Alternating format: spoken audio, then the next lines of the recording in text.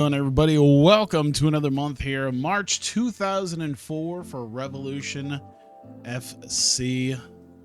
Let's see here, got a few million in the bank, mid-level national. Can't remember if I was saving this for anything in particular, perhaps moving up. I don't know if there's much I want to do there. Corporate, I mean, I could upgrade. Million to upgrade there is a bit going on with some of that.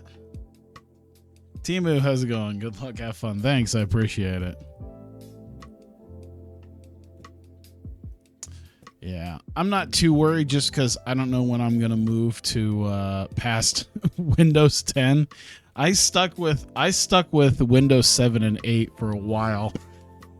And I'll probably stick with 10 for a while too, because I've not been interested in screwing up all my stuff with 11, and they're trying to have 12 like not working on 11. Is it? I don't know. Implications are interesting.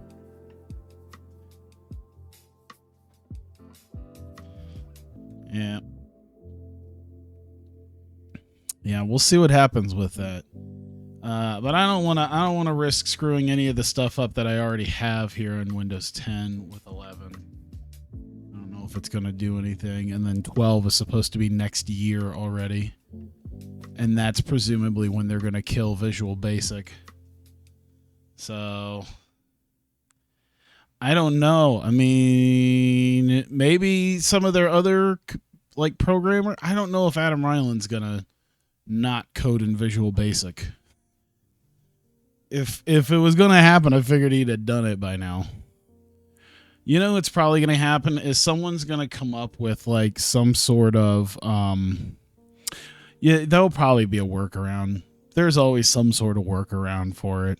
I mean, people have gotten TEW and stuff working on like Linux. So I imagine even if they do officially, well, I mean, it sounds like they're going to kill Visual Basic Script, so I imagine someone's going to come up with some way to get around that. It'll be on GitHub within like a few months of Windows 12 being out. But yeah, at least until then, I can still go ahead and do this. And like I said, probably stick with Windows 10 for a while anyway. We've got a show on week 3. Was there anything I was doing? Yeah, there was a couple guys I was already going to grab. I think that was about it. Yeah, because even with some of these older games, like they've already come up with, because I'm actually running... I'm running this game on in particular on like a nearly, I want to say this came out in like 2005. It's probably at least 18 year old program that is literally meant to resize. See, I would have it on my desktop, but my desktop shrunk because of literally what I'm utilizing right now, but I forget what it's called. I'd have to look for it on my desktop, and of course it seems to be the one thing that I can't find right this second. But yeah, it literally is like, hey, literally just a it's literally just a God, why can't I find it? Oh well. But yeah, it's like a resizer for specifically when you play a certain program. So like in this case, the GDS games I originally resized with an old monitor because it worked in nearly full screen. This time it's a little bit smaller. Like, let me see here. Can I show like the main monitor? Because that's like the main monitor, but that's actually like 1400 by 900 and then resized. So it specifically just works like with the one program, so it's kind of nice. Takedown can be charged to hugging and separating. Porn on Tom's computer, no. We'll go ahead and get moving though while I'm doing this. I feel like this game. See, now you're gonna make me. I think I've got a second to just kind of look at it. I feel like you can change part of the fight engine in this game. I want to say you can change the fight engine. Because, let's see here. Low kick, guard, takedown. I don't know if you can take these out, honestly. You tried to tinker with the fight engine to make... Okay, so you've already tried this. Okay. All right. I was wondering that exact thing, because I'm like, I feel like you could tinker with the fight engine to turn takedowns and stuff off, but I guess not. Damn. Nogueira recovers. That's all right. TW Works Visual Basics will die soon. Yeah, like I said, I'm sure someone will make some open source thing on GitHub, more than likely. Like it'll be super easy, I'm sure, to get VB Script back, or at least some sort of workaround to get Visual Basic games going again. Did he have okay, so he was coming back. Gotcha. Cool. Takedowns happening due to fatigue. Yeah, and like trying to... Yeah, and then you'd have to like tinker with the guys themselves to like make their takedowns like 0, and even then they'd probably still do it.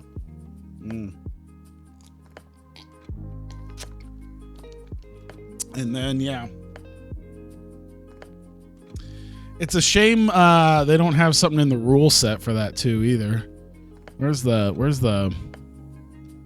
I'm trying to remember where in the recovery matchmaking rules. Yeah. Cause like takedowns aren't a thing that I could do here either. World of Boxing, yeah. It'd be interesting. I feel like they would still have to like retinker some of the stuff, because it'd be like, man, this is just a boring engine now because it's just jabs or hooks, or I don't know. I feel like they'd have to do something. Who knows? Heard through the grapevine the new TW is in the works as we speak. I mean, that makes sense. It's usually every 4 years. We're coming up on 3.5 here in a couple months. So 4 years would be June. So we'll see. I'm not holding my breath that it's not in Visual Basic though. I would like, you know what I would like? I would like PWS to get a hell of a lot better. PWS would be nice if they really had some stuff in there that, you know, just activated my desire to make spreadsheets and everything else. But I feel like while they've made the booking extremely good, the management aspect of it is very simplified right now. Massive update recently, yeah. And then also, I feel like PWS doesn't really do a great job of telling you, okay, this is how much money things cost, this is how much you're spent. I feel like it's odd sometimes to try to deal with that, because you don't have like I feel like PWS yet doesn't have that idea where you can budget things out very well. I mean, I've looked through it, but I don't. Episodic season way of running the company, yeah. But let me see here. I'm gonna do one more day. I'm gonna get through a week, and then I'm gonna start booking for, yeah, because oh my god, we're only 4 weeks away from this.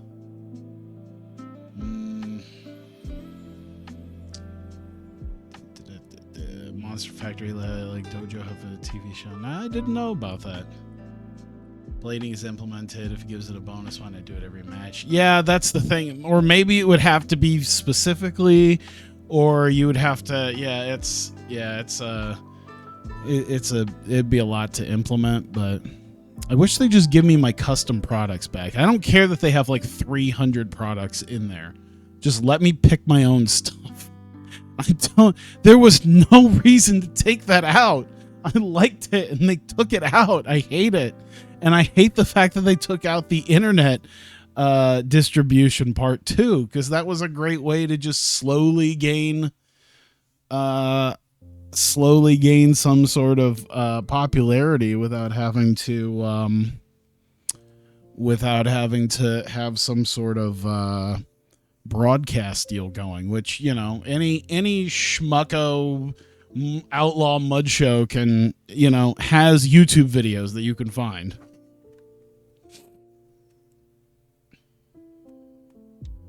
Yeah. There's a lot of stuff that they made in there that's great. The TV tapings have been a godsend, but yeah, I do wish that the TV tapings allowed you to only have to pay someone once. I mean, I get the idea that it's like, oh, well, if you're going to do 4 episodes, you're going to have the guy wrestle 4 times. You're only going to pay him $20. Like, I guess I kind of get that part, but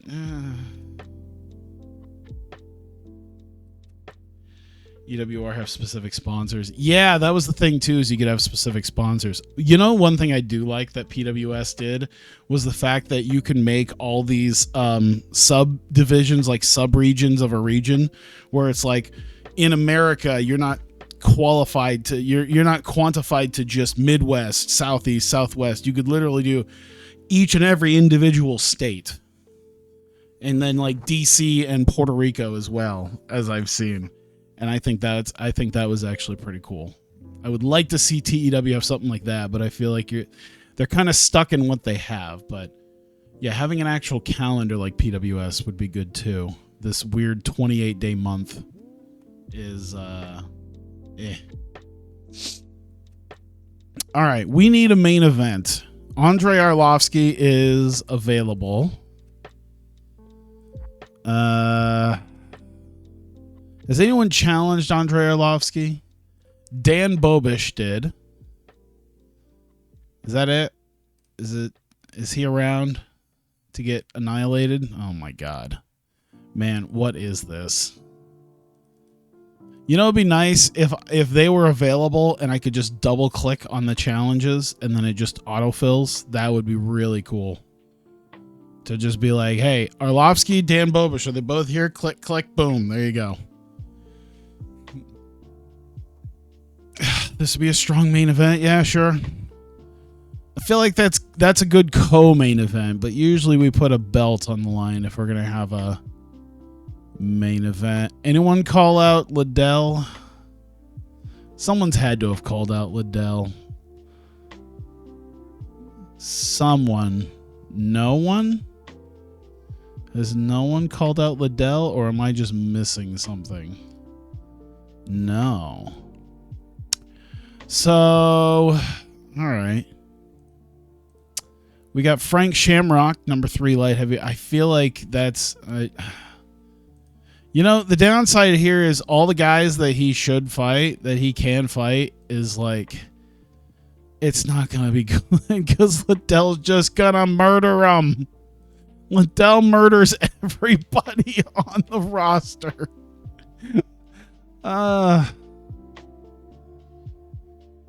Oh, Lord. Well, he really doesn't want to fight him. Nothing personal. You're not willing to fight him. Okay. How about Alistair Overeem? He's not well known enough. Oh, my God, man.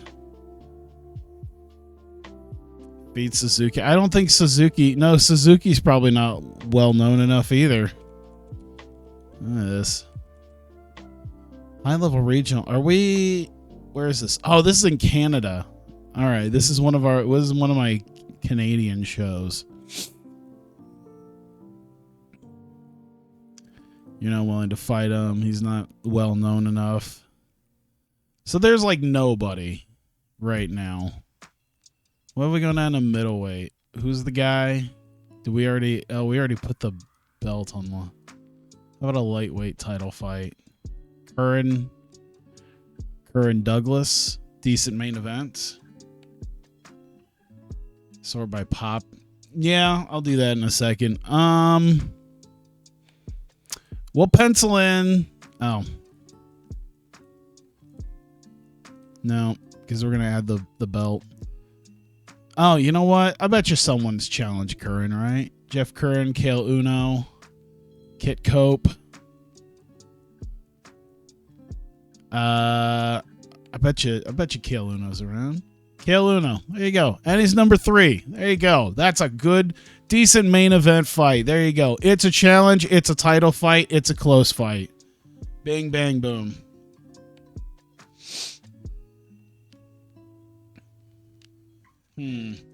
Yeah, that's what I was sitting here thinking was an open weight fight, catch weight fight.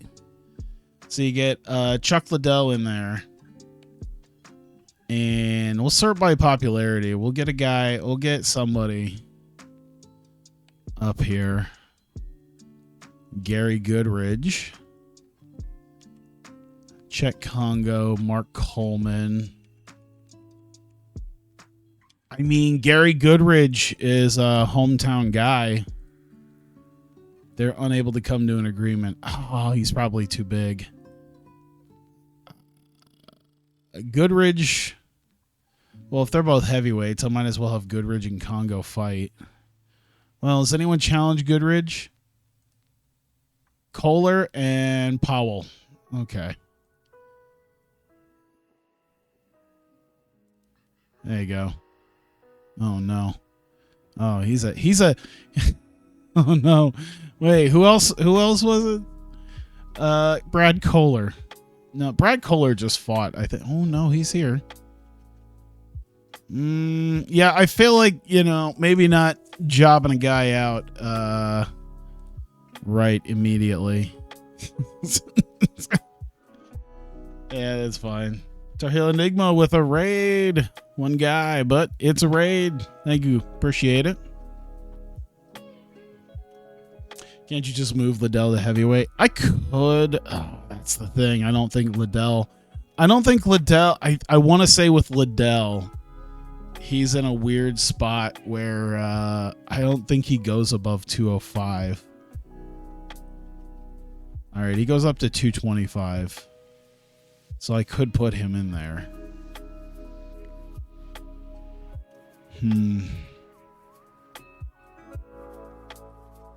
I think I'm gonna wait on that, and I'll figure something out. Man, his last fight was 3 months ago. Man, probably people do streams, so yeah, well, that's fine, man. That's all fine. Maximum 8 people. I know, 7-8 people. That's a good damn night. 7-8 people. Man, you know what? I might wait and put a Liddell, because Liddell, if I bring him back to America, if my 72 probably in May at some point, I guarantee he'll probably be in a spot where I'll put him in a big fight. We'll figure out something for May at the worst case scenario. I think right now we've got some strong fights here. We just need to fill out the rest.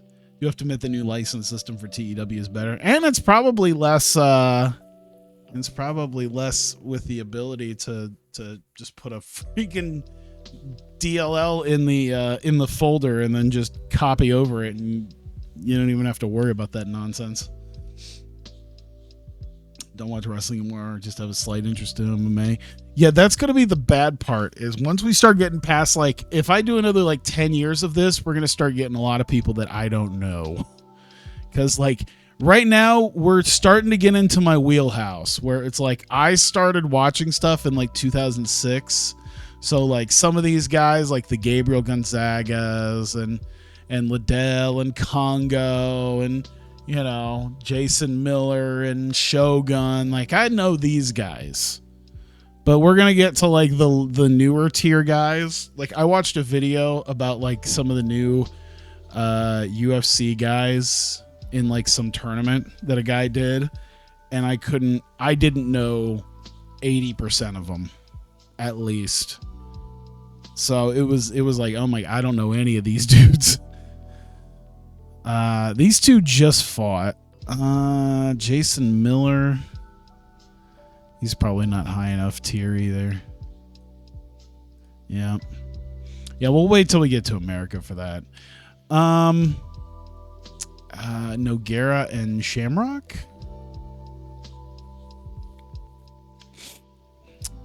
Either of these guys. Ensign Inoue, Sean O'Connell. We'll see about that. Let's see if Ensign Inoue or Sean O'Connell are here. It doesn't look like it. So I guess I'll do Noguera and Shamrock. Let's pick another one. Overeem. Ricardo Almeida. Rich Franklin and Alistair Overeem. Anyone call out Overeem yet? It doesn't look like it. Anyone call out Franklin? Doesn't look like it. No, Suzuki, Dirksen. There you go. I think Suzuki was sitting around here somewhere. Maybe he wasn't. Dirksen's here, though. Best suited the prelims? Oh, well. UFC legend CM Punk did pro wrestling.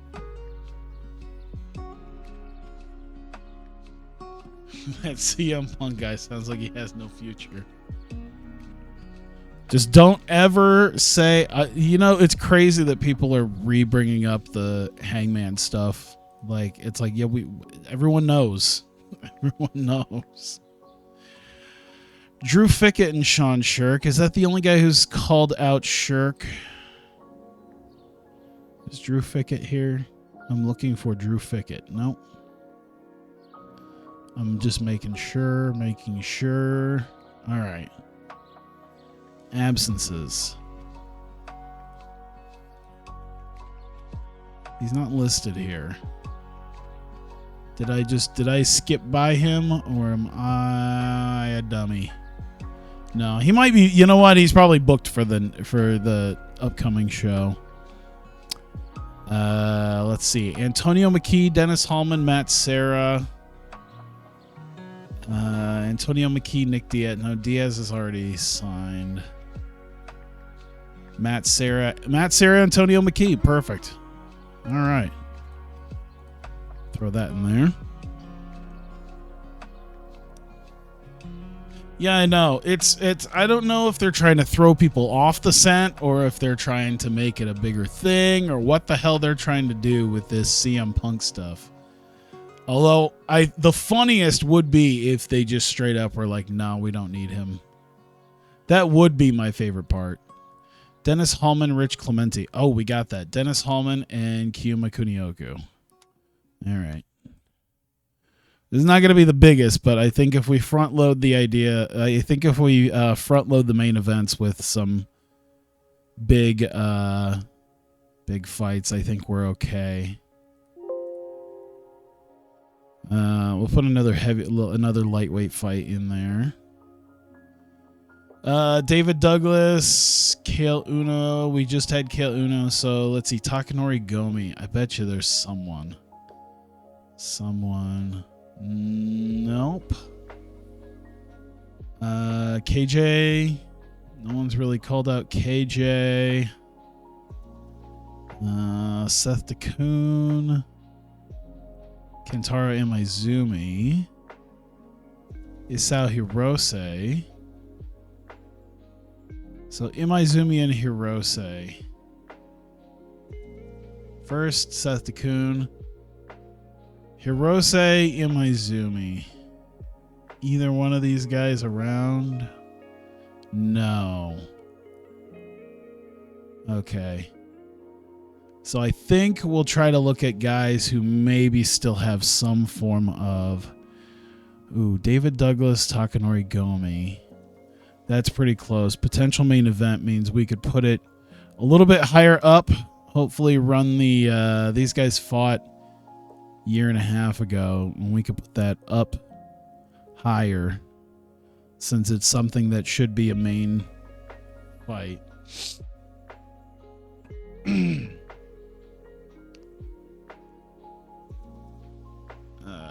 Let's see. All right, 2 more fights. Let's see. Low-level regional, mid-level. All right, so I'm just gonna do this by who's got some name power to him. Anyone call out James Jones? No one's called out James Jones. Vincent Latoul, Seth DeCoon. So we got Latoul, DeCoon. Best suited the prelims. Oh well. There's got to be another strong heavyweight fight I could put up. Congo, Coleman. Any big fights here? Nope.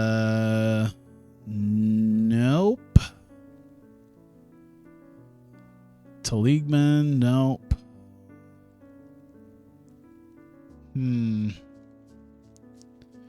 Antonio Rodrigo Nogueira, Paul Buentello. Yeah, there isn't anything right in the way that comes out to me that we haven't dealt with already. Tim Lajic, Tom Erickson. Is Tom Erickson around? I don't believe so. So we'll just put on something with let's see here. Kosaka, 2 high-level regional, main show fight. Yeah, I think we could do that. We could run with that. Broken their losing streak, so someone's... Damn, that's a big inducement. That's all right. Goodridge Kohler was a main show fight. Main show fight. All right. Let's see. We'll move that there. Move the middleweight up a little bit. Now we still need these fights up there that way. There we go. We spread everything out a little bit. Just a little bit.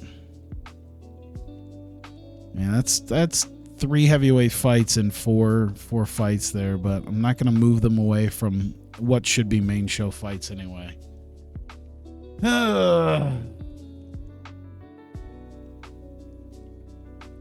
We want to take out the whole ass country.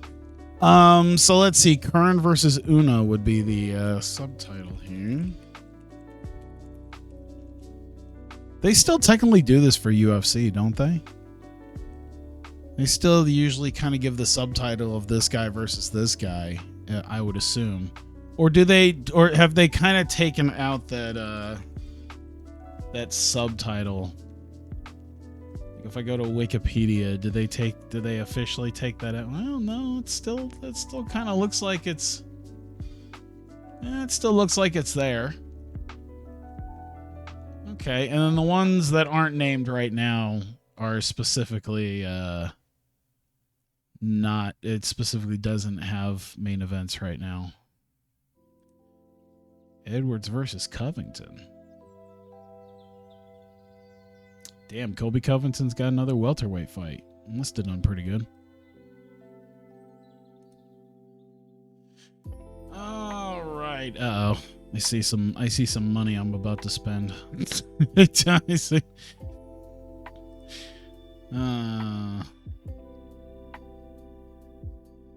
Assuming, of course, that they ship.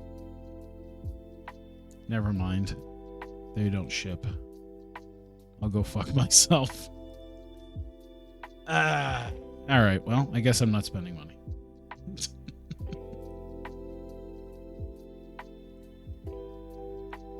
There we go. Oh my God, I didn't put. Oh Jesus Christ, I didn't put prelims in. That's what I was missing. All right, throw some prelims together. It really just comes down to guys who haven't fought in a while. So usually by ranking or something like that. So we just go down this way here. November, October. Tommy Sauer, Wes Sims. Pretty close to one another. We'll go back down here a little bit. November, October. Ruben Villarreal has not fought yet. Nah, don't want to do that. September. There you go. There's some September. Powell and Steve Lee. That's fine. We're gonna pay out the ass for inducements, but it's whatever. All right, come down here. September. Okay. So July. Damn. We need to get Ryan Gracie in there. He's not willing to face Royce, is he? Oh, we will. Oh, never mind. As I figured. Not really to face Renzo either.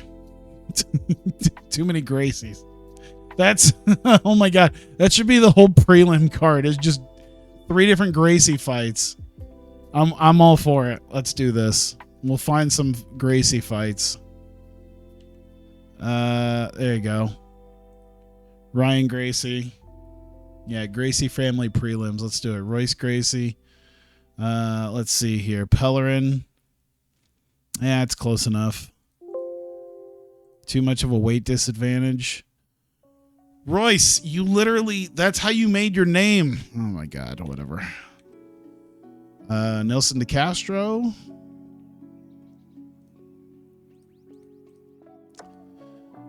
Oh my God, with the weight, put some fucking weight on then, you asshole.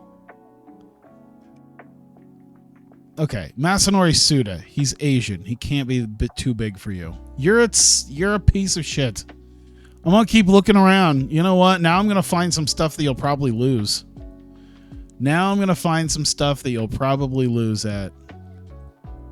There you go. I'll have Carol Parisian beat the brakes off you. How about that? Renzo Gracie. Nielsen DeCastro. There you go. July. Boom. There you go.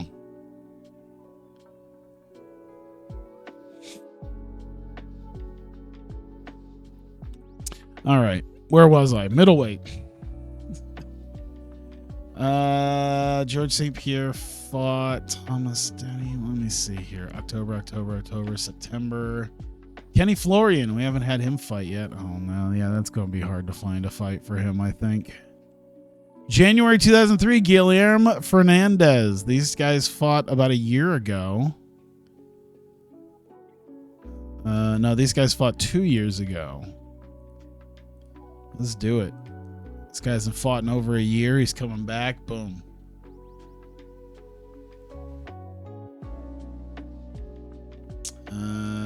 Let's see here. October, December, November, October, September. There you go, Eddie Ellis. Let me make sure that September's one of the more egregious ones. Joe Camacho's just coming back. Eddie Ellis, there you go. 2 guys I haven't fought in a while. Lightweight.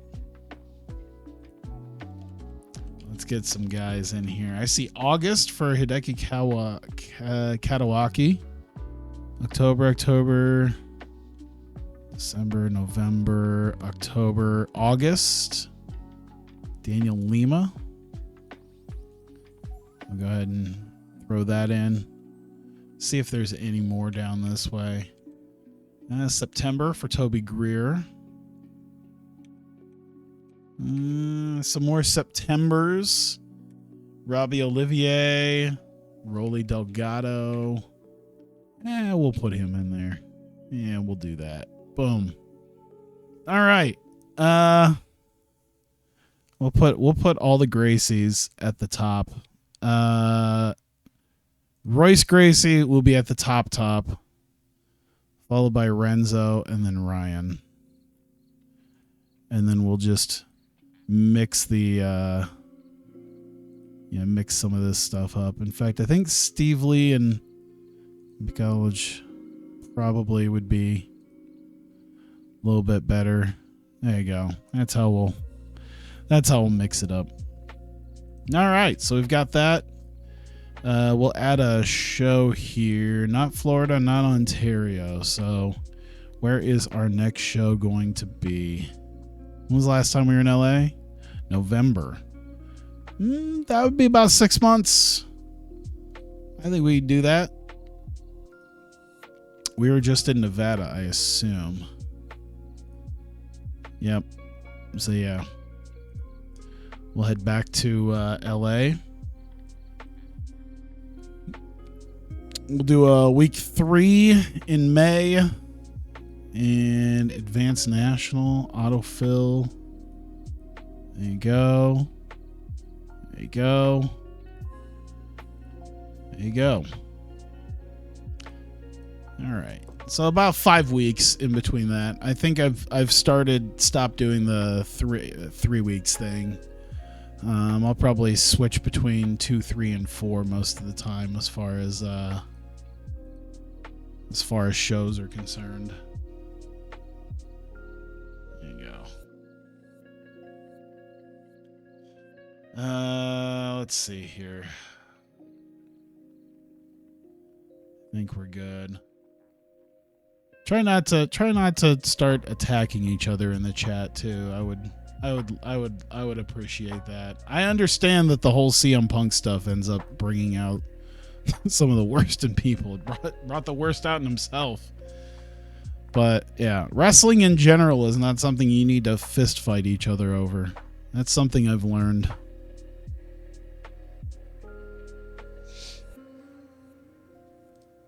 There we go. Pancrase and UFC. Yes, it is. Oh my God. I see enough of that shit on Twitter of people being like, oh man, Edge made the biggest mistake of his life by deciding to, and then, you know, the empty seat photos, and it's just like, I get it, but fuck. What week was this? 2 or 3? 3. All right. So we got over a week. You different. This is Sasha Banks as the queen. That's also an unexplicably hilarious, a funny little video. Just seeing Sasha Banks argue with a fan about her leaving WWE while dressed up as Woody. Wrestling is stupid sometimes. It really is. It's inherently stupid.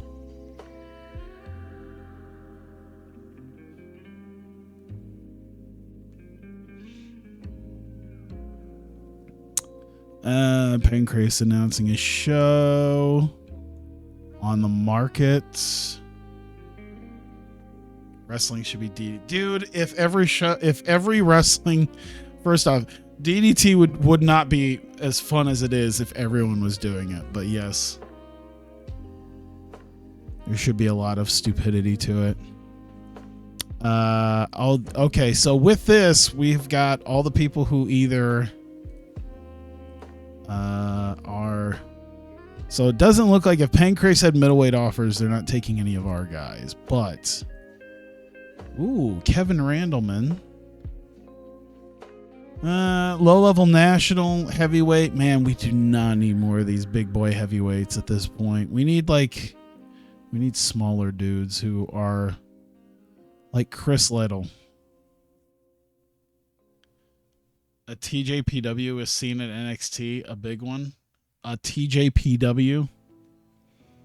As in like one of the wrestlers, because I think some of them were in Orlando, weren't they?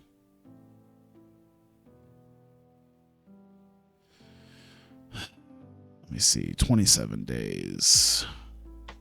2,700 to fight. High level regional.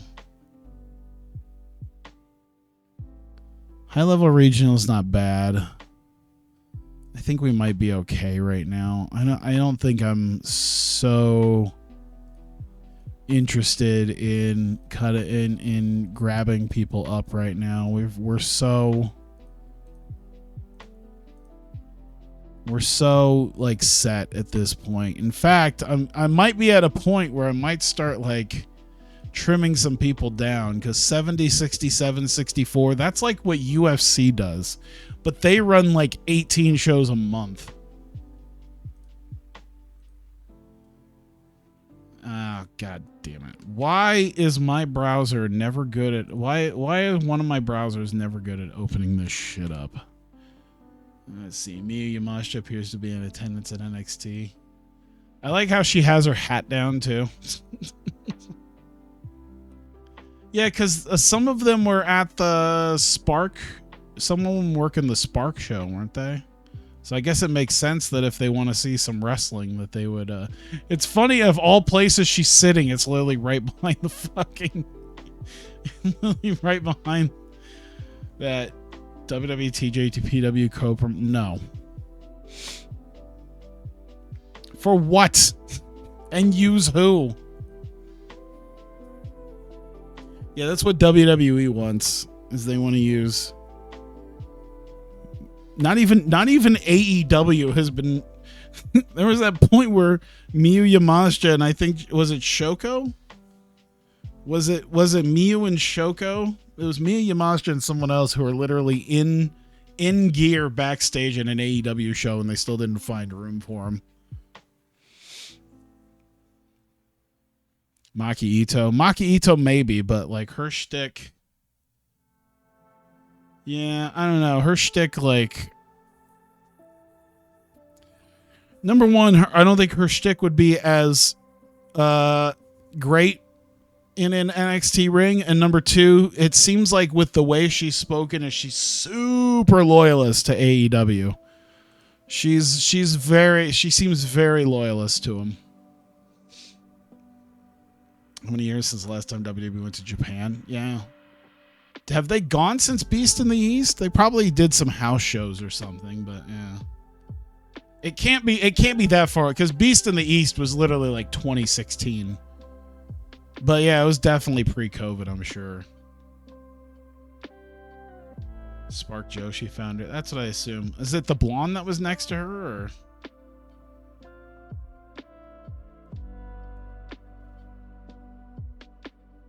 Was it that wasn't that blonde that was next to her, was it? I don't know. I haven't even seen who the Spark Joshi founder is. Is it like was it 2015? Was it really that fucking long ago? Jesus.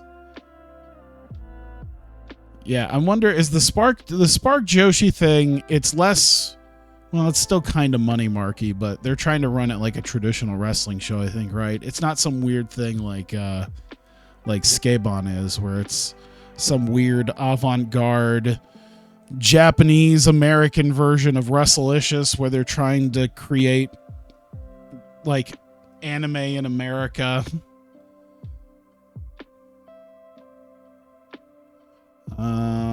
All right, we got Sapp Time tonight. No pre-show analysis. Who cares? All right. Revolution 70. It is finally arrived. We are here in Florida. And Sapp Time is here. The arrival of Bob Sapp in the main event against Roman Zentzoff. Of course, in the co-main event, Luis Dutra Jr. defends the RFC Middleweight Championship, his first official RFC Middleweight Championship defense against Nick Diaz, who I believe threw out the challenge to him. So major odds for Dutra Jr., but Nick Diaz is Nick Diaz, so we'll see what happens. And of course, we also have Randy Couture versus Josh Barnett, another big fight as well. Carlos Newton will be in action against Delson Heleno. And several other fights going on. Of course, we also got prelims that we'll be zipping on through. Gets hit once, gets gassed.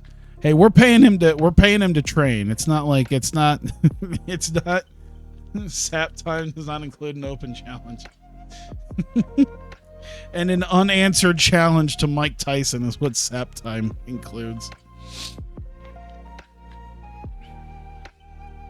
Well, that was because I watched a documentary on Bob Sapp where he literally said, "You give me 40,000, I'll show up and work for 90 seconds and then go down, or you pay me 100,000 and I'll actually train." And most people went for the 40,000. That's the whole deal here. I'm paying the man training money. This man is not making. If he gets gassed out, he gets gassed out on his own accord. But I'm paying him training money, not go to sleep in 90 seconds money. Rasmus Ivanov beating Big John Dixon. Let's see here. So there you go. 0-4 gets his first professional win tonight against the big man, who is on a nice little losing streak right now. So there you go. Congratulations to Ivanov. Praises sponsors, shows respect. Charismatic talker really knows how to sell himself. That's good because he hasn't been winning a lot, so that helps. All right, Messiah Takeda taking on at Kelly Dulante. Dulante going to take the win here. I think this is his third fight. He's coming off of a 4-fight losing streak that started in UFC. And he lost to Ryan Bowe with us, but he's back in his winning ways against Takeda, who is also not doing fantastic. So, as I assumed, Latvian charismatic talker, absolutely.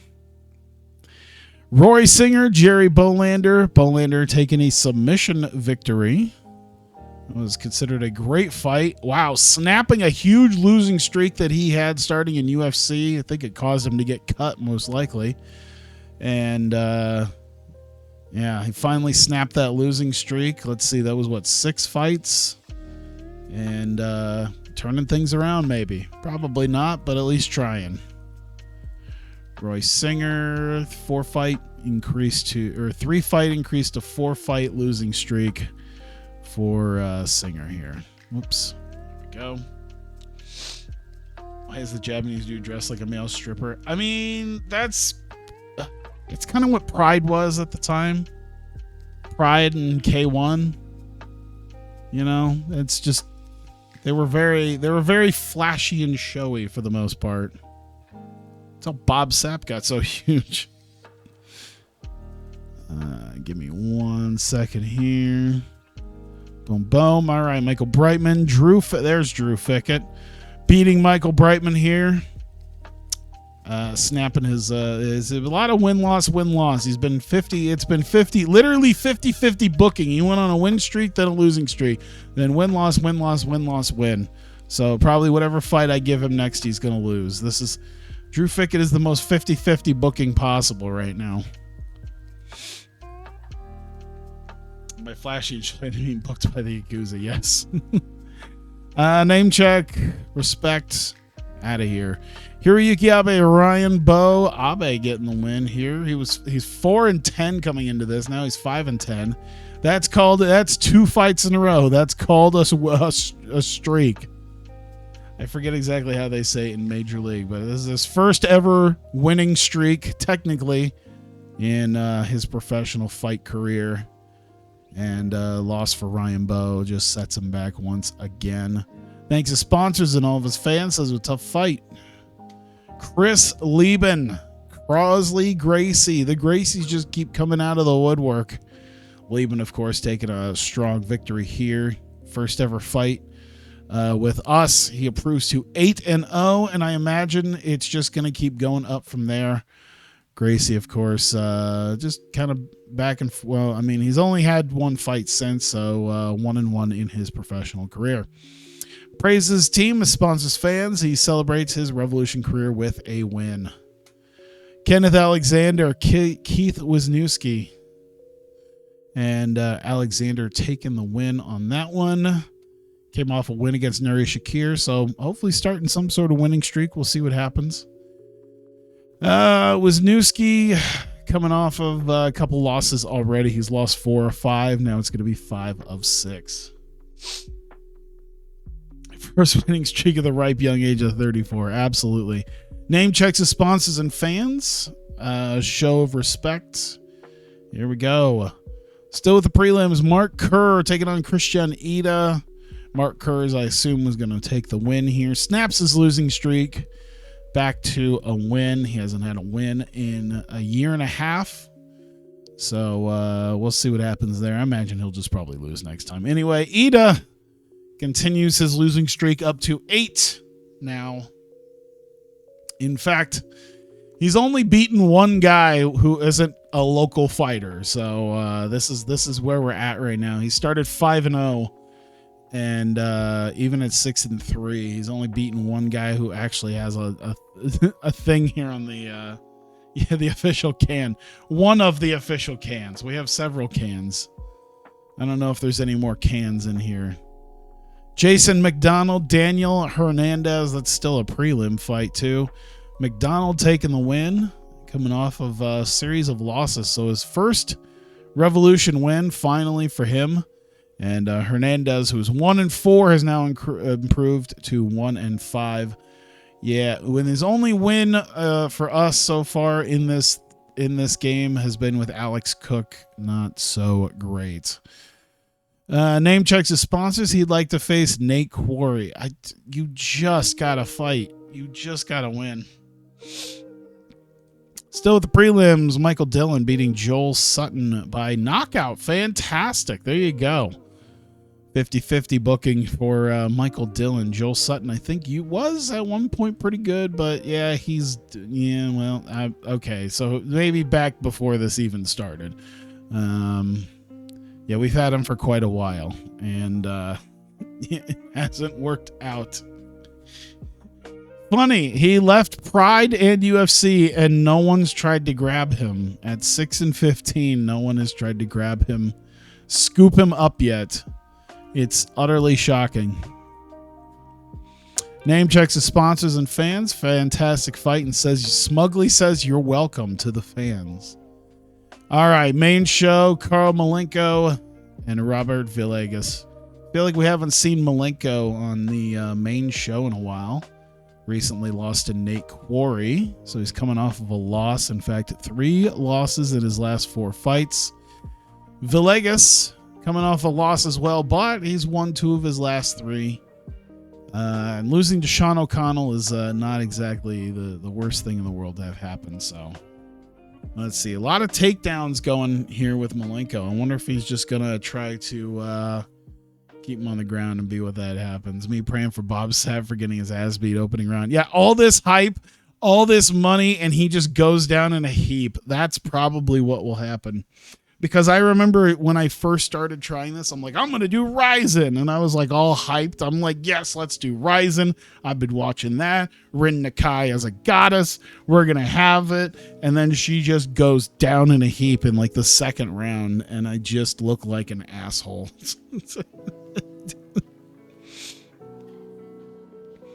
All my eggs in the basket. And then they just spill on the ground.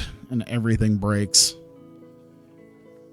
Let's see. They say 1919. Let's see about the deciding round. Official scores. 2018 Malenko, 1919, and 2018 Malenko. So there you go. Carl Malenko Ognibene taking the win in a majority decision. Poor fight, but hey, at least we're getting out of here in 2 rounds. You don't have to watch another 5 minutes of this. Name checks his sponsors and his fans. Praises Villegas for a tough fight. Nick Serra taking on Junior Saunders. Townsend Junior Saunders. Serra, slight underdog, but coming off a win against Thomas Denny. And was snapping a losing streak of his, by the way. So we'll see if that changes all. Saunders is on a bit of a winning streak himself. Last 2 wins beat Delson Heleno and Jake Shields to get to where he's at, and he's a minus 300 coming into this, which means he's a pretty good, pretty sizable favorite coming into this. Let's see here. Saunders, for as how thick that he looks, at least in this particular photo, being only 5, maybe it's because he's only 5'5", so he's much smaller than a guy like Serra. He's just built like a tank.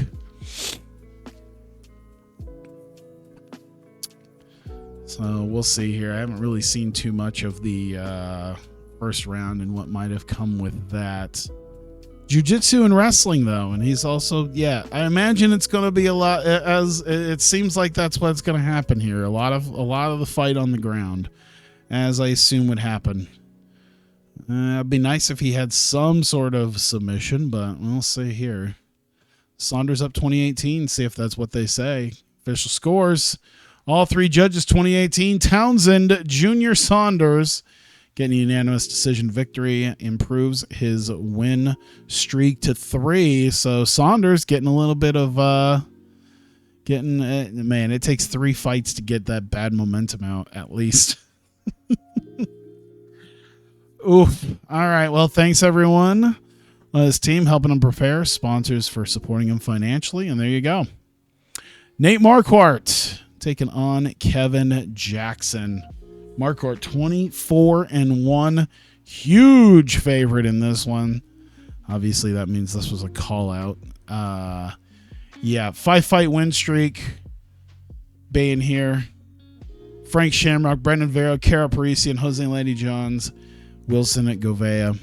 Kevin Jackson, on the other hand, is coming off a loss to Dennis Kang. I don't know why the gauntlet was thrown down here, assumedly by Jackson. Maybe he just wants to get retired by him.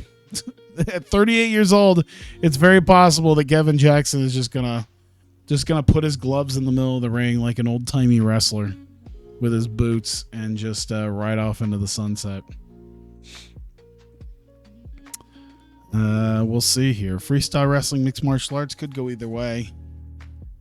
Although, like I said, Marquardt 14 years younger and a few inches taller. So, imagine this is probably going to go Marquardt 2018 at the very least by a decision. If it doesn't end, we'll see. Ooh, Jackson trying to get a takedown. Didn't make anything happen with that. You know what I wish that they probably will never do, because I don't think they're going to make another WMMA, is I want to do something like the Professional Fight League. I've been saying I've wanted to do that, but it's so hard to like implement that. And then you have to deal with the idea that maybe like guys just don't want to fight each other. I wish I could put that in a league where it's just like, hey, I know you guys don't want to fight each other, but you came up in the season to fight each other. So go. We got a 1919, 2018 Marquardt, 2018 Marquardt. Unfortunately for Jackson, he's not going to get a third round to try to come back into this. So we're going to leave that fight. And Marquardt wants to fight Quentin Rampage Jackson. That sounds about right. Tough challenge, but hey, I think he might be able to do it. We'll see. Toby Amata, Bernardo Magales. Magales, the heavy favorite going into this one against Imada. Coming off a win against Gabe Lemley, though. Lost to KJ Noons, though. It looked like in UFC. Meanwhile, Treco here. Coming off a win against Jens Pulver. Lost to Alexandra Franco Noguera, though, so we'll see what happens. Never mind. We're already done. 30 seconds, round 1. Treco's done. All right, let's see where we're at. Done. All right, cool. Well, that was it. Well, we saw what happened there. He wants to face KJ Noons, and he knows these interviews to sell himself. Dennis Kang. Oh, my God. Dennis Kang and Jermaine Andre, for some reason, decided they should fight one another. Kang presumably going to add a 6th win to his win streak here, losing to Anderson Silva. Really the last time he lost a fight in like 4 years. Jermaine Andre presumably about to put another loss on his record here. I feel a bit sorry, but I guess they decided to have beef, and this is where we're at now. Oh. Speaking of, after this, that means TEW would be the next thing that I would play, and I have not booked any of my TV.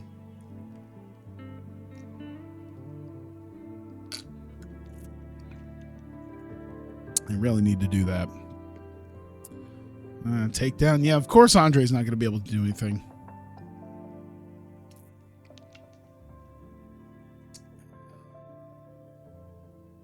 I got at least 4 weeks to book. I got the go home shows, the go home tapings to the biggest show of the year for Vertigo. And then I got to book some stuff for Idol Pro. Tar Heel Enigma, by the way. Appreciate the follow. Once again, I set this thing to tell me, and then it just never does until I physically click on followers. So, hey, I appreciate the follow, man. It's up in guard. I just imagine Andre did take him down. Oh my God. Are we going to get to a third round on this? No, they said Kang. Let's see. Takedowns could go either way. 1919, 2018 Kang, 2018 Kang. Damn. Each time it looks like the underdog might come back into this. It's just not enough. Just not enough. You know, he praised Andre for it and name checks everyone. Isao Hirose versus Norifumi Yamamoto. Isao Hirose presumably going to put a loss on here because I think this is just to build Yamamoto up. Yeah. Not much to say about this other than the fact that, yeah, he's quite good. Yamamoto is quite good. Is Angle in there? I don't think he is. I don't believe so. I don't think since he didn't have an official MMA fight, I don't think he's in here. That would be cool though. If they started bringing guys in who were like, if it was a mod that started taking guys who weren't MMA fighters, but were like Olympic boxers or Olympic wrestlers. Like you get a guy like Cale Sanderson, since he went undefeated in college, you know, they put him in here as a wrestler. See how he does. Trying to build Yamamoto into first draw of the company. He's not the first draw of the company at this point. I would say Alexandre Franco Nogueira, while he's had some setbacks recently, is the first true draw of the company because he is national level. He is about as big in America and Canada and just about everywhere that Yamamoto is in Japan. So we have technically built a star at the very least in Alexandre Franco Nogueira. He's been sliding a little bit, but you know, we could see a turnaround. Who knows? Which Twitch side are you choosing to be yours? What? Asking about it. I believe the people watching it. I don't watch Twitch Thoughts. Oh, we got a third and deciding round. There you go. Jesus Christ. Hirose gonna be the guy to be the underdog to take it to a third round. Holy shit. All right. TJ Jaworski. Save 07 database running Josh Burnett's Bloodsport. Interesting.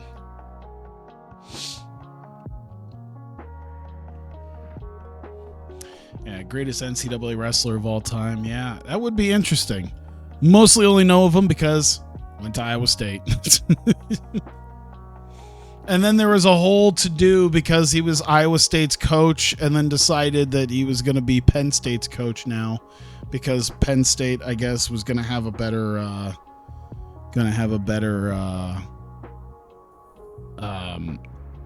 what is it? Not scholarships, but recruiting than Iowa.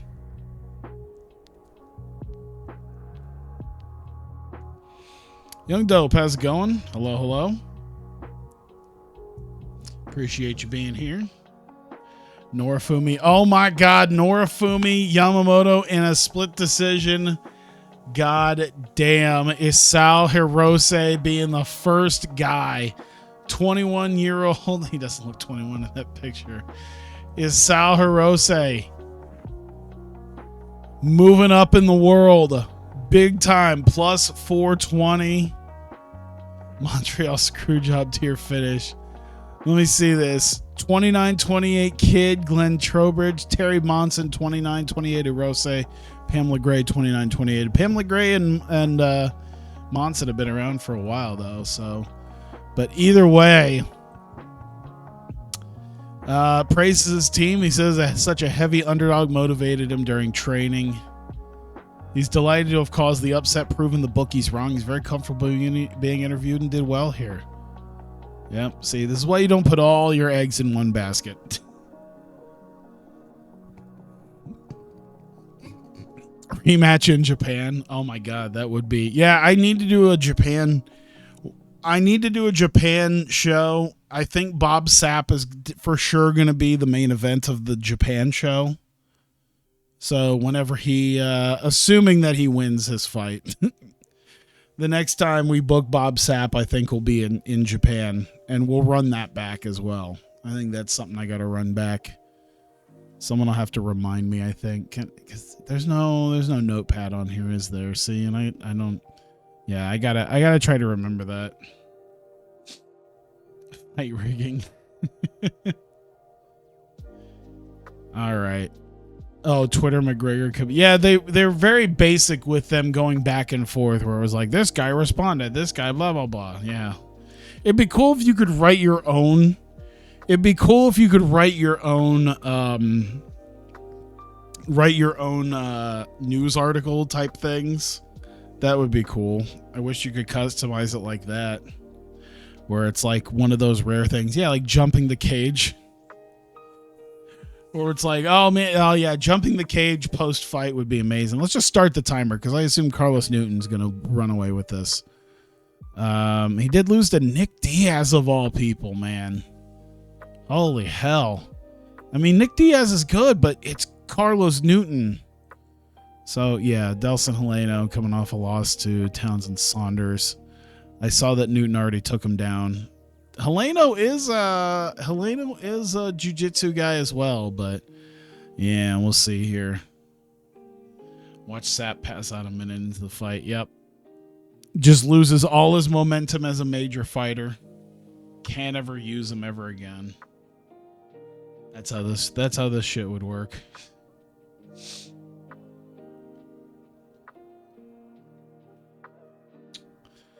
Let's see. Still just takedown after takedown after takedown though. Main event undisputed heavyweight title, Ben Rothwell, Stefan Struve. Ooh. Don't remember much about Carlos Newton. Me neither. But I became a fan because he was skilled and he's trained in Dragon Ball Jiu-Jitsu for whatever reason. I don't know. Is there a reason why I feel like at one point I whatever happened to Carlos Newton? Oh. Carlos Ronan Newton, Dragon Ball Wizard, was an early GSP. This was written in 2008.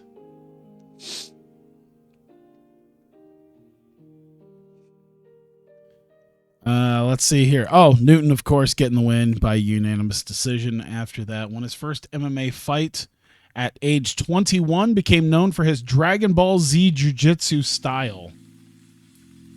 His losses were just as notable. Dan Henderson, Sakuraba, Matt Hughes, Anderson Silva. I mean, these are not schmuckos that he lost to, though. Dan Henderson, Kazushi Sakuraba, Matt Hughes, Anderson Silva, primarily a ground fighter. You're kidding.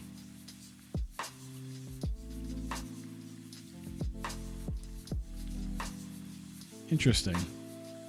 Must just be how he open weight era. Yeah. I mean, hell, we even did that here. Had an open weight era that he was dominant in. Praises his team, his sponsors, fans, supporters, says it was a tough fight, gives a show of respect. There you go. Randy Couture and Josh Barnett. Have these guys fought yet? No.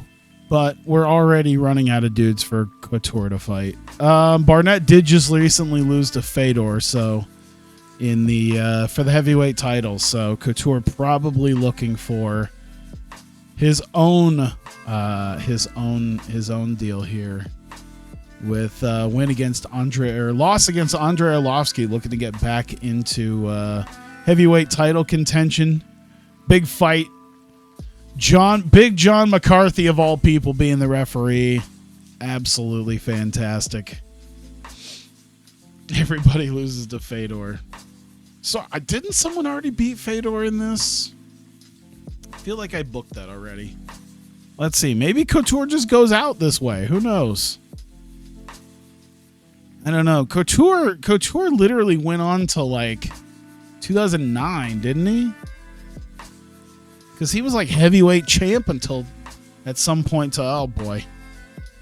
Because he was like heavyweight champ in like 2008, wasn't he? When Lesnar beat him? I'd have to remember. Might have been 2007, but it was just so fast between when Lesnar got into UFC and when he took the heavyweight title. Barnett just immediately doing takedowns on Couture. Both guys are wrestlers, so I guess it makes some sort of sense. But Barnett is really controlling this. Really controlling this here. On one hand, Couture is old, so he might be gassed. But on the other hand, Barnett is Barnett, so he might also get gassed.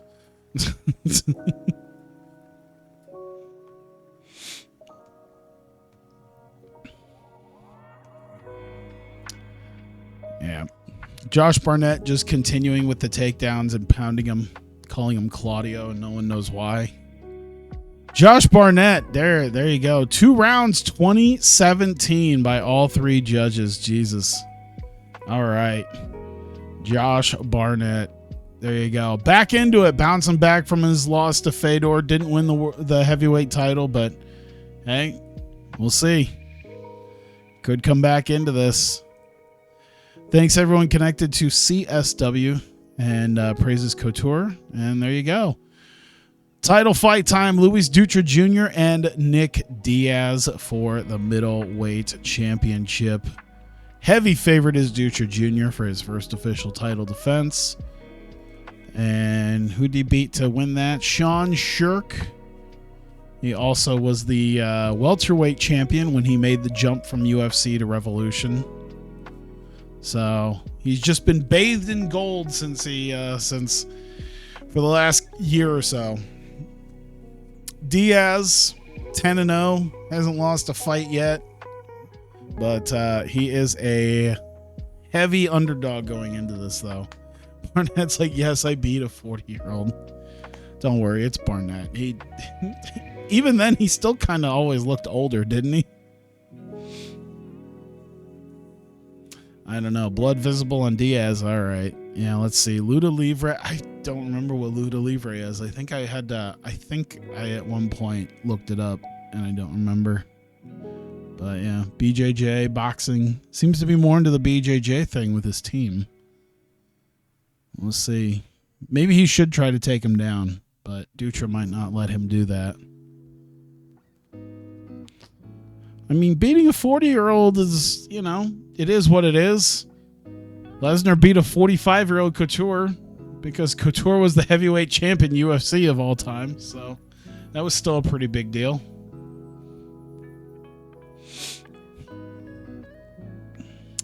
Let's see. I'm imagining. Oh, no. We're going to have, because it's a title fight, we're going to have 4 rounds of this, isn't it?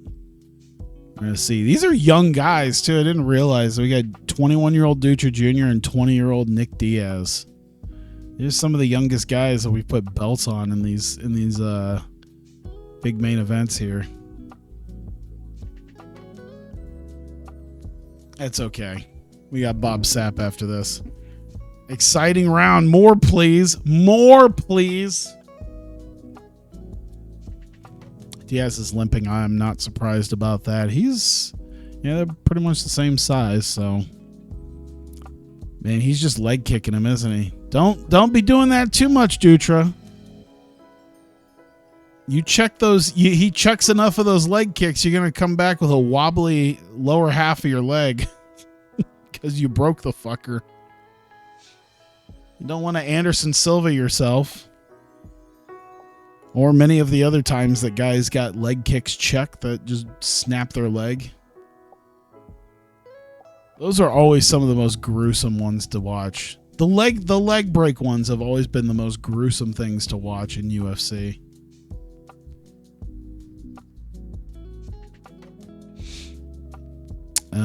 Let's see here. I haven't really seen too much about what has been happening here, but he doesn't seem to be doing too much. Dutra looks very tired. Let's let's see here. Calls for a pause. Wants to check for the cut. So he's cut, but it's not a huge deal. Round 3. Give it to Diaz. Oh man, this could be it. Major underdog Nick Diaz could wind up 11-0 and a 20-year-old champion. Dutra Jr. has 4 minutes to find something. Unfortunately, it's a Diaz brother, which means this guy's going to take a shitload of punishment. I don't think it's going to matter that much. Dutra has to at least win the round. Oh, my God. Oh my God. If he takes him down, that might be it. If Diaz takes him down. Dude, Diaz, I think, is going to win this. I think Diaz has done enough. I think he's done enough. I think that's it. Unless Dutra pulls something out of his ass right now in the last minute. This might do it. Ooh, let's see. I don't know if I agree with the 4-0, but could be 3-1. Let's see here. Given their scores, all 3 judges gave 40-36 to Nick Diaz. God damn. 20-year-old Nick Diaz, 11-0, the undefeated RFC and new RFC middleweight champion. Holy shit, Nick Diaz. There you go. Oh, man. Let me see. What the hell did you send me here? Uh-oh.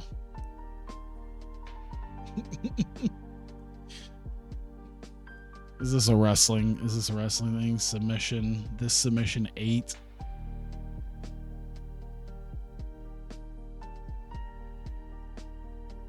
What, the choking thing? Cause like, wasn't that exactly the choke that Carmella did?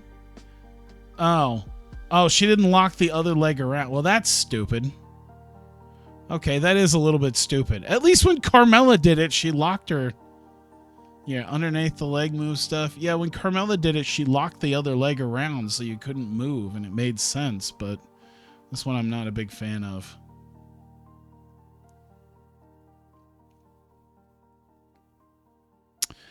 There we go. Remember the conversation we had about that Joshi streamer changed groups he was streaming with? That's why the VODs were gone. He's back, though, if you want to know the name. Sure. I'm always up to kind of see what more unconventional TEW streamers tend to be about and what they do. Name checked everyone, holding the title aloft, celebrates being the new champion, warns he's intending to have a very long reign. All right. Oh, is this on Twitch too? Okay, I'd probably find that on Twitch. Oh, how about don't? Here we go. Let's see. Shin Kick Collective. Haven't really heard about that before. Interesting. Oh.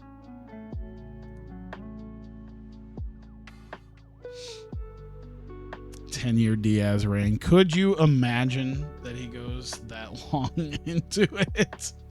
Oh, Jesus. Just did a 6-hour... Is that a 6-hour TEW stream? Fuck. Oh, maybe I'm lazy or I'm just old, but goddamn.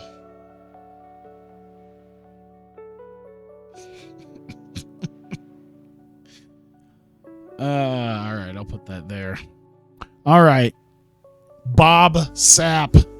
It is Sapp time. Main event. Here it is. First show. Roman Zentzoff, the guy. Bob Sapp, coming off of wins in Pride. He is 4-1 right now. International star. Even here in Canada, he's still low-level national. This is Florida. This isn't the Canadian one. That's the next one. Roman Zentzoff. He is 9-1. His only loss on a fight night to Larry Butler. He's beaten the guys like Ian Freeman, Brandon Lee Hinkle, Eric Pele, Steve Lee, Tom Erickson, Gary Goodridge. He cries when he does 2 hours. No, I don't cry when I do 2 hours. It's just I always start later in the night and then it goes right up to my bedtime, and I'm not 25 anymore like I was when I was streaming at like 2, 3 in the morning to like 7, 8 in the morning. You know, that's the that's the thing too. That's when I used to be able to do longer ones because, like I said, I've always said, there ain't shit to do in the middle of the night. I mean, I got like some laundry I'm doing, but you know, generally I still got stuff I would need to do after work. When I would get off work at midnight, what the fuck am I going to do? Not even anymore now, because like the grocery stores that were 24 hours around here, even Walmart, are closed by midnight. So yeah, there really wasn't shit to do at 2 in the morning. So yeah, it was like, well, I guess I'm just gonna stream till 7 because why not? There wasn't shit to do but just play TEW and make stuff on TEW and all the other crap that I did as well. Zensov, they said, got round number 1. Oh no, is Sapp already exhausted? Oh no, Zensov starting to breathe heavier. Let's see here. This is a 350. Yeah, on the verge of exhaustion, of course.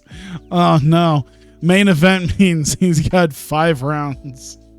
Sapp's gonna take the fall. Here we go. Man has lasted through almost through. It looks like he's completely out of gas. You're kidding. I think Zensov might do this just by the fact. Yeah. Oh my God. He couldn't take him down though. Oh, let's see. Zensov might do it just by the fact that he'll have enough gas in the tank to keep tagging him a little bit, and Sapp's just gonna have to move around. And they say 1919. We'll see.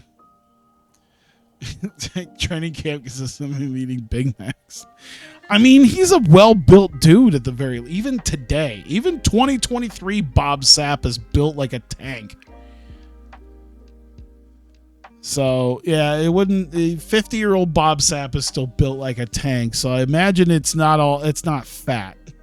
He just doesn't have... Yeah, also, I stay up until like 5 a.m. for your Hawkeye Pro stream. Yeah. Listen, things have changed. I have a house. I have a job that I need to make sure I go to in the morning. Even if I'm consistently, 4 to 7 minutes late, I'm still there.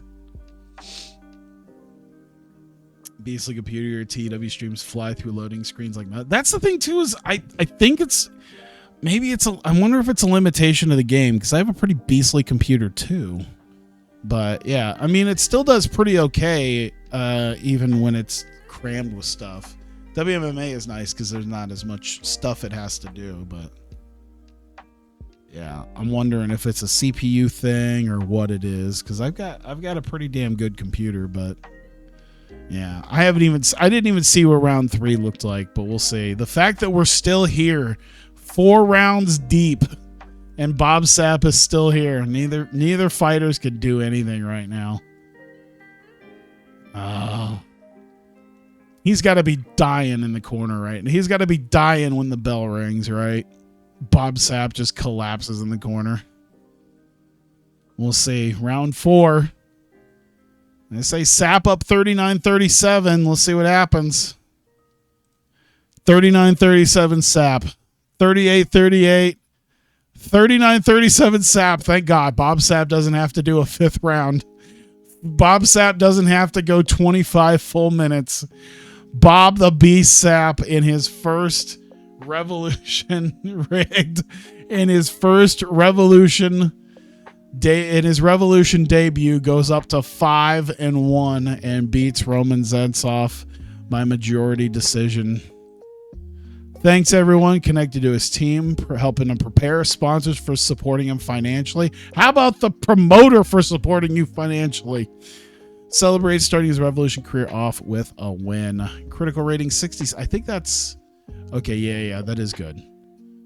It's there. Commercial rating 94. Absolutely. That's as good as you can pretty much get it. That's as good as you can do. 6,200 people for that. Almost $1 million gate. Oh man, can you imagine the day I get to brag about $1 million gate? He was gassed by like round. He really was gassed by round 2. Woo! Look at that. God damn. Everyone loved it. Japan at the most loved it.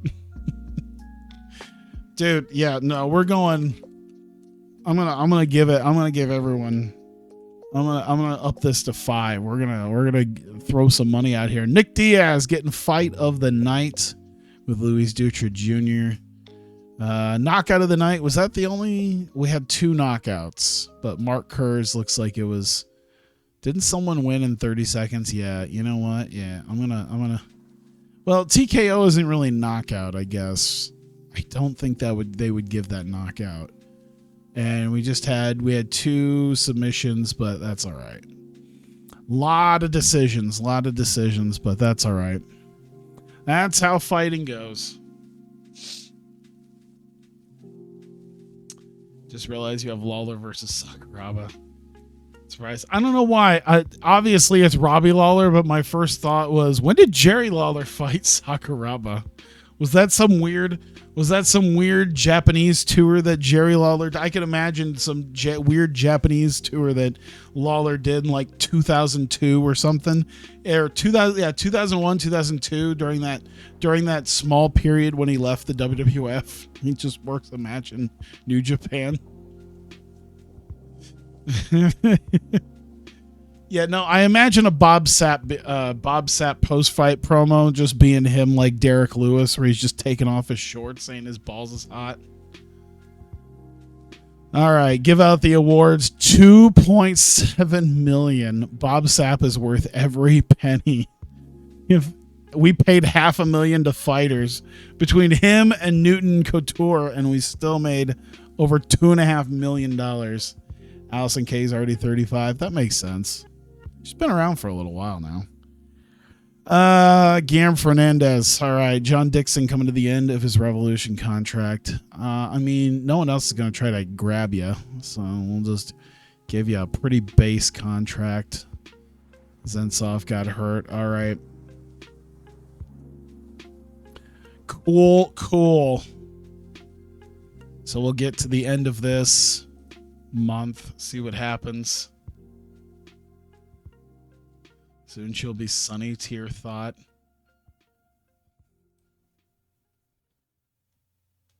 Allison Kay doing a hot tub stream. Is that on Twitch? This probably is. I assume it's on Twitch. She's probably not going. Here's a guy who's shit in the ring, but he has a look. So let's push him. I mean, at the end of the day, it's all about selling tickets, and Bob Sapp sold tickets, and goddamn did Bob Sapp sell ad time and tickets here. So, yeah, why not? Pride, another Pride show at the end of the month. I'll have to Wooly just cut out Dan Hardy. Let's see. Not much going on there. See if there's some more Pancrase stuff. Let's see here. Mark Kerr. I mean, I should probably lock him down, shouldn't I? Yeah, just lock his ass down. Lock him down, too.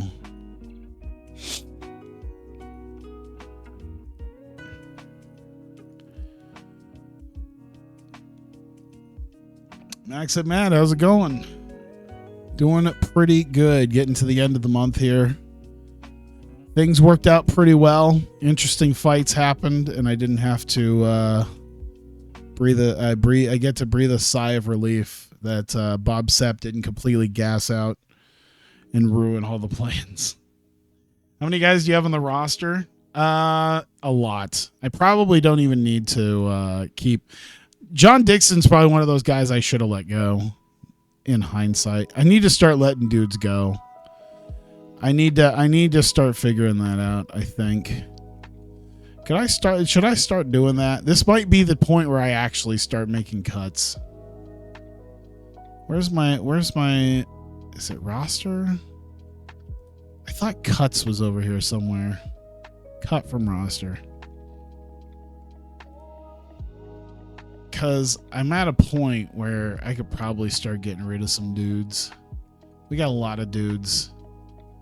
Heavyweight division could use it. Could use some guys. Dixon literally just re-signed. Not a secret magic blue liquid.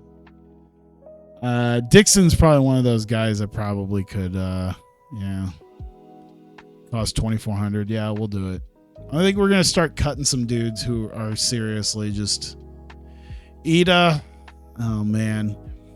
He's become sort of a legend in his canness. But yeah, I think we're gonna have to say goodbye to him as well. Norifumi Yamamoto, of course. Randy Couture, of course. No. Rory Singer. Nah, I think he's still okay. Ryan Bowe can go either way, but he's been all right, at least in the. He goes either way. Yeah, I think that's Keith Wisniewski. He's had 7 fights.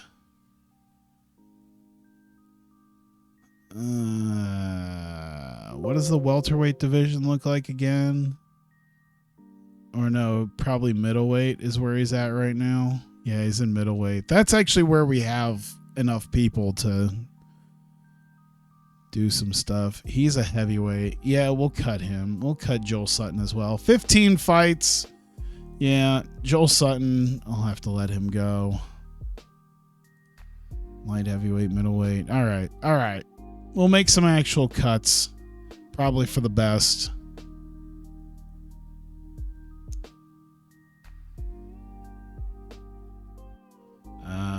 I think that's about it. 67. So we cut 3 guys there? That's pretty good.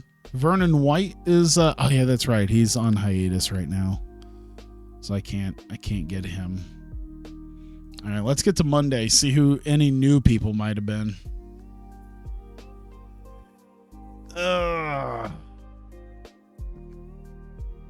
Reality show that consists of cans. Oh, that should be.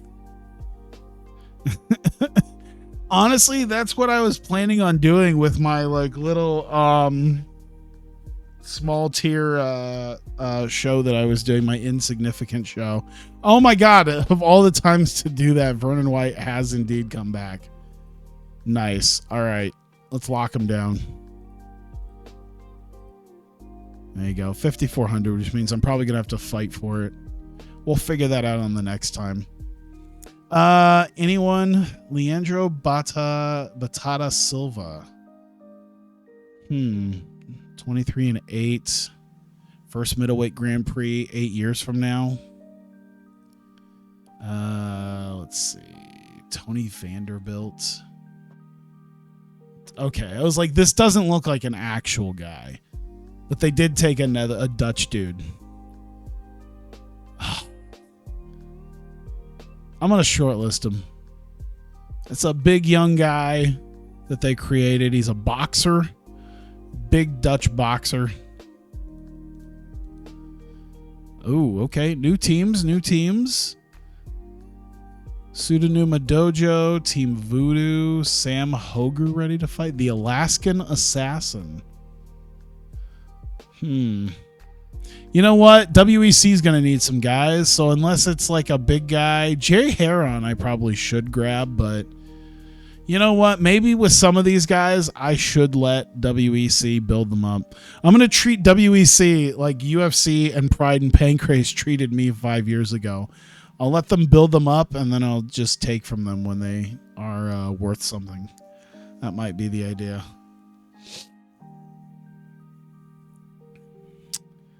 Let's see. Lance Evans. Well, yeah, Jay Heron should get shortlisted. I should do that. That's gonna happen. Lance Evans could go either way. He's already 29. Probably not going to be a top tier heavyweight at all. Rennie Young. That looks, I was going to say that looked like a UFC picture. 19-4-0. Damn. Let's shortlist him. Young dude, already still doing some good stuff. High level jiu-jitsu competitor. All right. Tim McKenzie. Tim McKenzie does look like a dude that we would absolutely sign. For the light heavyweight division 2, is that where we're... No, middleweight I think is where we're at our least. We're going to shortlist him. Tim McKenzie is right up our alley on guys that we would sign. Finally have another woman. And Pete Sell. All right. Pete Sell wouldn't be too bad either. Welterweight means he'd probably fight middleweight for us. I'll wait. I'm sure if their name starts coming up, I'll grab them. All right. Well, there you go. Got some decisions. Lock a couple guys down. Lock 3 different guys down. So we're not exactly gaining anybody. We're just keeping who we got right now. And yeah, save it once again, and we'll do that. And that is March. So we've got Curran versus Uno, main eventing April, as well as Arlovsky fight, Gomi fight, Nogueira Shamrock fight, McKee Sarah fight. So yeah, a decent card coming up for April, and then we'll have to book May as well. Save this one more time to be sure. That's a lot of money too. I feel like I should do something with that because we're paying a lot of money in like taxes, I think, too. That's a lot of money just simply in taxes. I mean, if we're paying $1 million in taxes, we could probably find a reason to shove it out the door, right? That's a lot of money to just give up. Yeah, I made over $2 million. We had to give up over $1 million just because taxes. Yeah, need to find a way around the taxes. Yeah, you know how we find a way around the taxes? We do what all the major corporations do. Spend it all so that we're technically not making a profit. We put it all back into the business somewhere, which means I'm probably going to have to do the media thing again and just start spending all of my money getting the media thing back up. Maybe upgrading some corporate stuff, but yeah, just do what all the big businesses do and just get all the money out the door and just make it look like we don't make any profit and then we don't get taxed. It's called the Amazon method. All right, so there we go. That is it for that. I have a little something I alluded to on Twitter that I want to do after this, so I'm just going to go ahead and get ready to set that up for you guys here on the stream. But if you're watching on YouTube, that'll be the end of this video, so I appreciate you watching and being a part of that, and I thank you very much, and I will see you next time.